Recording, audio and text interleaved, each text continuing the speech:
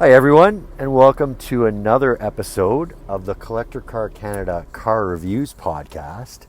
Today we have a special unit. It's a 2001 Porsche Boxster S with a 6-speed manual. And I say a special unit because this car has been a winner at Porsche Club of America Upper Canada Region Concours d'Elegance. I'll tell you a little bit more about that in the video. So I've shown you the top and its operation, power top as you saw. Let's start it up, and with the mid-engine we're not going to take a look at the engine compartment itself. You can see lots of photos of it on our detailed listing for lot 197, but we'll start it up and we'll at least have a listen to the exhaust. So starting up,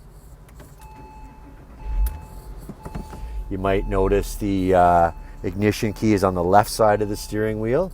A Porsche tradition from the Grand Prix days, I believe, of the 60s, when racers would sprint to their cars, so they wanted their right hand free for the shifter. That's why the key was turned with the left.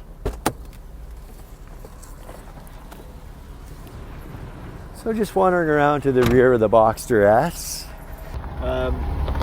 One tell that this is a Boxster S cosmetically is that it was equipped with the twin round pipes you see, whereas the base models had a single oval pipe.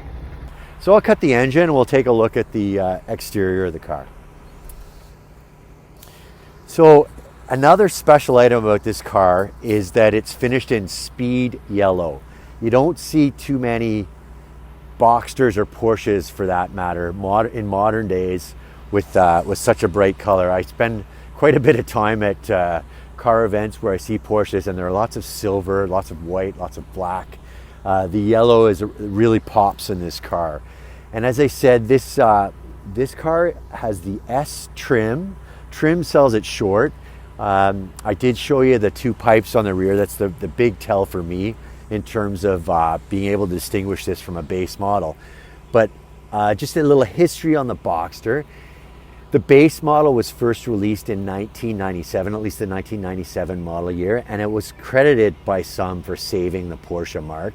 The German mark had been very valuable relative to the US dollar in the 90s, and the transaxle cars were starting to wane in popularity. So transaxles, think 924, 944, 968, and then of course the V8 water-cooled 928.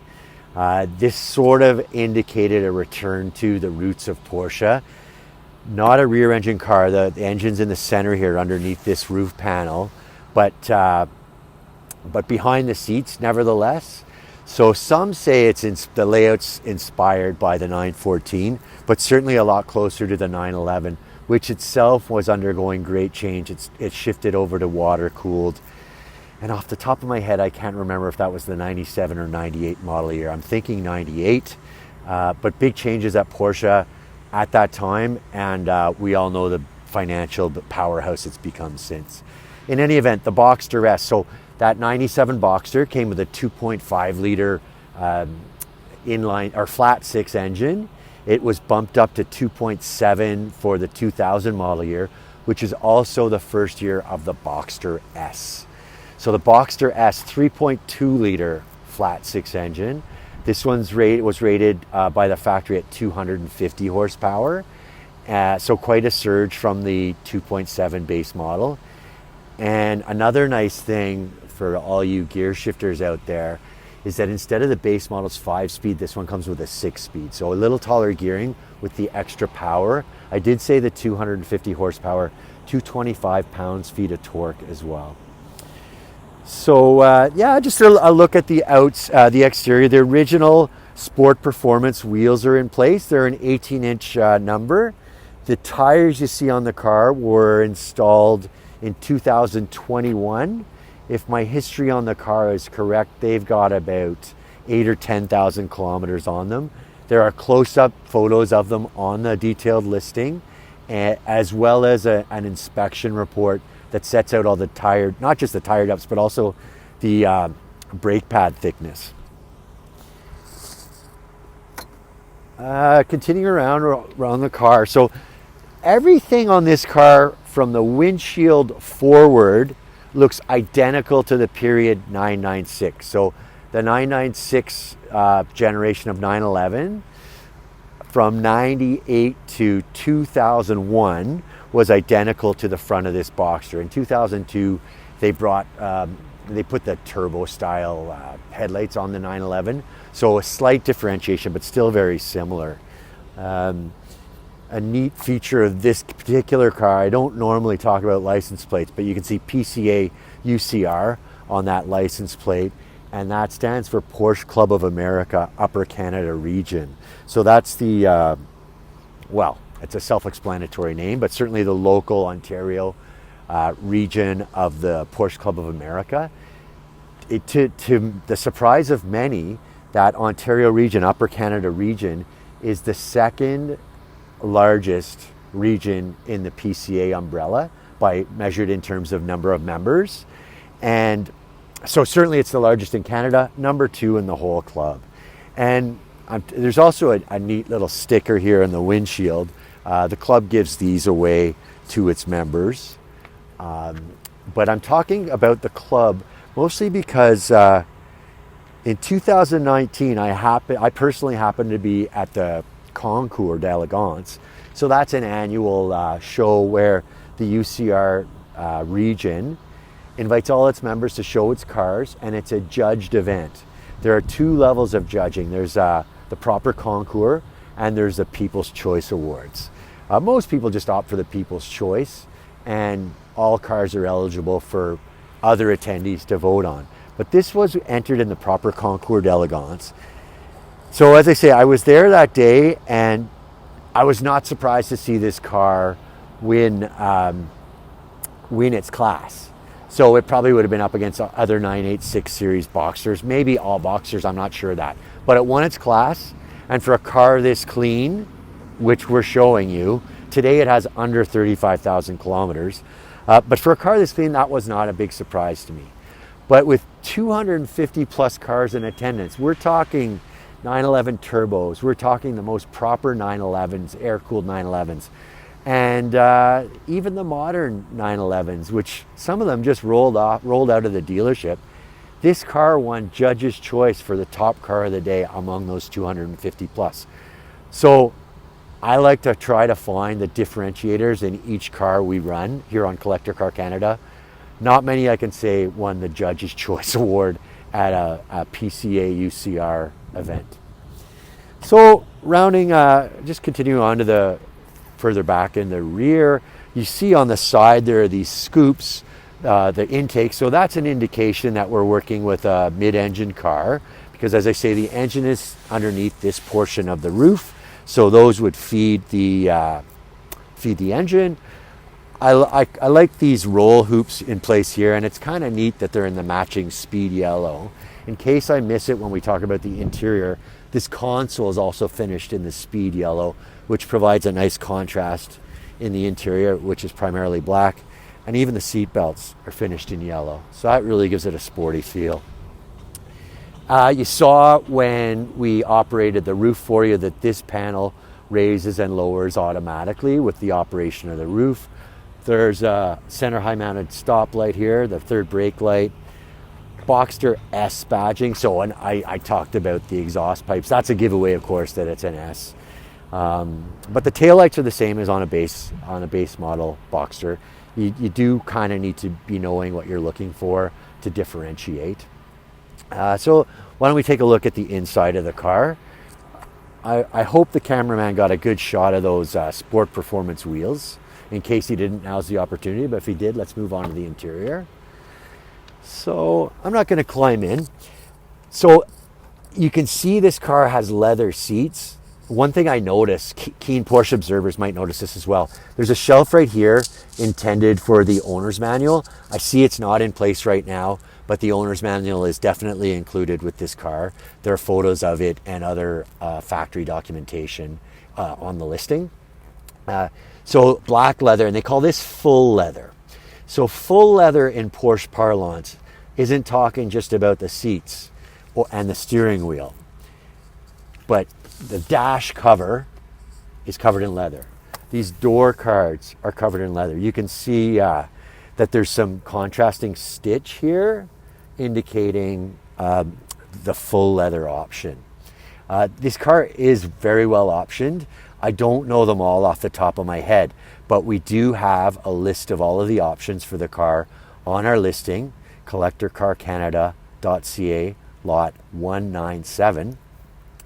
And on the original build sheet, or the MSRP window sticker, those options were worth at $19,000 of the greater than $90,000 MSRP on this car. And we're talking in 2001 dollars, of course. So as I read it now, I see 34,582 kilometers. So this car is going to get to its new owner with under 35,000 kilometers. The instrumentation is all business like you'd expect from a Porsche. In the center, there's an 8,000 RPM tachometer with a 7,200 RPM red line. To its left is the speedometer, metric only on the analog side, up to 300 kilometers on the white facing. And below there's a digital readout, which can be flipped back and forth between metric and kilometers an hour. So a road trip to New York State or farther, flick the button and you've got a speed readout digitally in miles per hour. On the right side, we've got a water temperature gauge and a fuel gauge, as well as a clock. Moving over to the center console, we've got these retractable cup holders. Pretty neat, useful, and they pop out of the way when they're not in use. So you get to make use of your space. The original Porsche CDR 220 head unit in place, pop this button and the CD player gets exposed. There's also an amp inside the front trunk, which we'll show you when we get there. There's a picture of this cigarette lighter on our listing, and it's clean as a whistle. I don't think that's ever been used. But other buttons here, Porsche stability management. So Porsche's version of traction control at the time. This is a power lock button, a rear defrost. So there is a glass window in place in the soft top. And this is the top operation button. A couple of retractable CD holders. I say a couple, but there are in fact 4. And automatic climate control with settings for the temperature to control the air conditioning. Before we put the top down, we had the AC running, and the AC blows cold. Nice Boxster S emblem here. Here's the shifter with 6 speeds and a nice leather boot, not a vinyl boot, that's leather. Power window controls, seat heater controls. So this is typically going to be a fair weather car, but if it's ever out in the chill, seat heaters. This could be used as an ashtray, but it's plastic. It certainly has never been used as an ashtray. I think most use it probably as a change purse. And this key operates the console here. So you can lock it up if you have valuables in there without putting the top up. Proper Porsche floor mats, embossed, tastefully embossed, I might add, black on black. Black carpeting. Right here is a stowage for an umbrella. I myself used to have a 911 996 of the same year, and mine came with an umbrella. I'm not sure if this Boxster came with an umbrella, but if it did, it's not included. We don't have it anymore.